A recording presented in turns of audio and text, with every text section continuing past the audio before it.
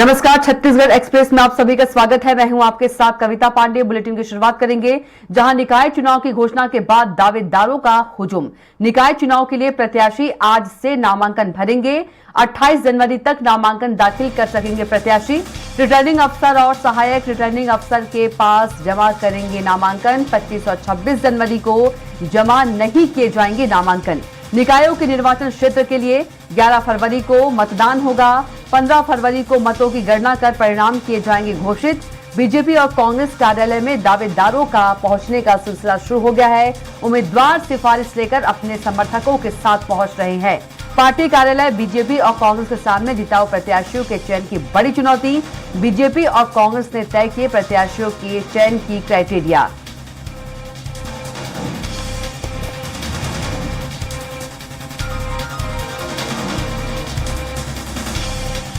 तो निकाय चुनाव की घोषणा के बाद दावेदारों का हुजूम लगा हुआ है। 28 जनवरी तक नामांकन दाखिल कर सकेंगे प्रत्याशी। तो निकाय चुनाव की घोषणा के बाद दावेदारों का हुजूम।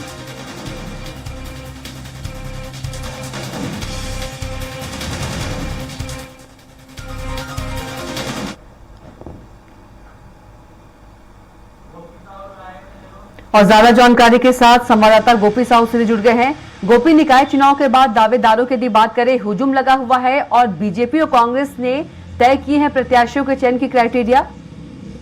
जी बिल्कुल, जिस तरीके से आज नगरीय निकाय चुनाव को लेकर नामांकन की प्रक्रिया शुरू हो रही है 22 जनवरी यानी आज से 28 जनवरी तक नामांकन जो है वो प्रत्याशियों के द्वारा भरे जाएंगे। इसके साथ ही 25 और 26 जनवरी को शासकीय अवकाश होने के कारण नामांकन नहीं लिए जाएंगे। इसके लिए नामांकन दाखिल करने के लिए समय निर्धारित किया गया है। जिला निर्वाचन की ओर से 11 बजे से लेकर 3 बजे तक राजधानी रायपुर में आज से जो नामांकन है वो प्रत्याशी द्वारा दाखिल किए जा सके। पहले नगरीय निकाय के जो चुनाव है वो एक चरण में होने वाले हैं। 11 फरवरी को चुनाव है और इसके लिए नामांकन की प्रक्रिया आज से शुरू हो रही है। इसके साथ ही फरवरी को मतों की जो गणना है वो की जाएगी। बता दें कि और 26 जनवरी को जो नामांकन है वो जमा नहीं किए जाएंगे। रिटर्निंग अफसर और सहायक रिटर्निंग अफसर के पास प्रत्याशी अपना नामांकन वो जमा कर सकेंगे। आज से नामांकन के जो फॉर्म है वो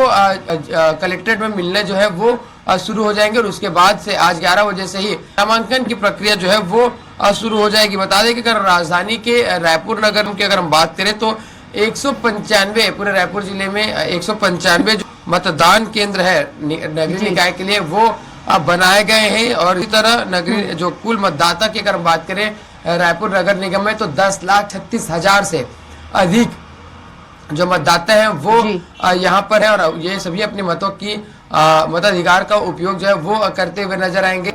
महिलाओं की संख्या जो है वो इस बार भी मतदाताओं में अधिक है। दोनों ही पार्टी अपनी अपनी प्रत्याशियों के चयन में लग चुकी है। हालांकि अब तक किसी भी पार्टी के द्वारा कोई प्रत्याशी की घोषणा जो है वो नहीं की गई है और आज से नामांकन की प्रक्रिया जो है वो शुरू हो रही है। ऐसे में अब जल्द ही दोनों ही पार्टी अपने अपने प्रत्याशियों की घोषणा कर सकती है। अगर हम भारतीय जनता पार्टी की बात करें तो 25 जनवरी तक जो प्रत्याशी की घोषणा है उसकी डेडलाइन जो है वो पार्टी की ओर से रखी गई। इसके साथ ही कांग्रेस के द्वारा लगातार क्राइटेरिया तैयार कर लिए गए हैं और उसके बाद प्रत्याशियों के चयन की प्रक्रिया जो है वो जारी है। जल्द ही कांग्रेस भी अपने प्रत्याशियों की घोषणा कर सकता है। फिलहाल दोनों ही पार्टी अब तक एक भी प्रत्याशियों की घोषणा नहीं की है। 10 नगर निगम में यहाँ पर चुनाव होने प्रदेश में, साथ ही 44 जो नगर पालिका है उसमें चुनाव होने हैं। तो ऐसे में दोनों ही पार्टी अपने अपने कार्यों में यहाँ पर लगती हुई नजर आ रही है।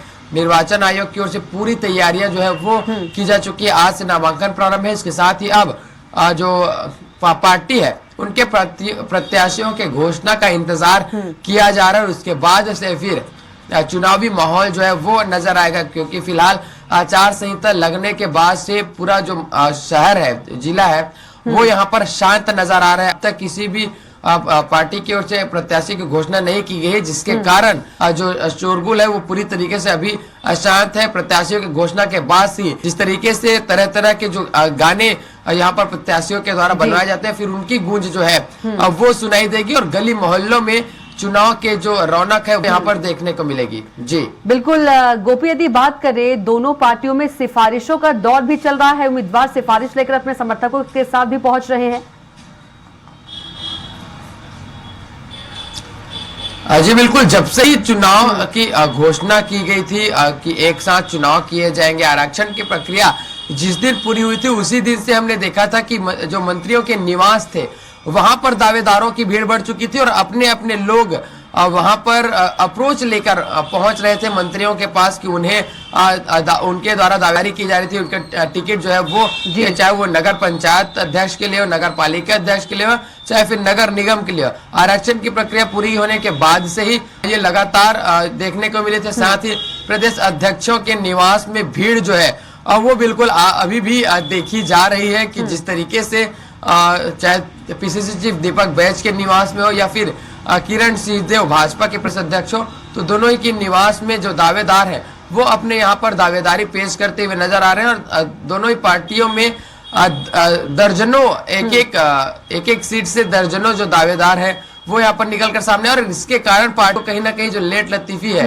वो पार्टी के चयन में हो रही, क्योंकि सभी दावेदारों को संतुष्ट भी करना और उसके बाद उन दावेदारों को चुनाव में लगाना भी है, ताकि दोनों ही पार्टी अपना पूरा दमखम से उतर सके। क्योंकि जो नाराजगी होती है, ये जो गली मोहल्ले का चुनाव है, कार्यकर्ताओं का चुनाव है, छोटे कार्यकर्ताओं का ही चुनाव, यदि वो नाराज होते तो इससे कहीं ना कहीं पार्टी प्रभावित होती है और ये पार्टी नहीं चाहती। और इसीलिए जो प्रत्याशियों की चयन की प्रक्रिया है वो काफी लंबी चल रही है। आज चुनाव नामांकन प्रक्रिया प्रारंभ होने के बाद भी दोनों ही पार्टियों के द्वारा एक भी प्रत्याशियों की घोषणा इसलिए नहीं की गई है, तो जल्द ही दोनों ही पार्टी अपने अपने प्रत्याशियों की घोषणा कर सकता है। फिलहाल भाजपा द्वारा 25 जनवरी तक डेडलाइन रखा गया और इस दिन तक सभी प्रत्याशियों की घोषणा हो जाएगी। इसके साथ ही कांग्रेस भी जल्द ही अपनी रणनीति जो है वो तैयार कर ली है, उसके बाद प्रत्याशियों की घोषणा जो है वो कर सकती है। बिल्कुल गोपी, देखा जाए तो दोनों पार्टियों के लिए प्रत्याशियों का चयन करना बड़ी चुनौती है।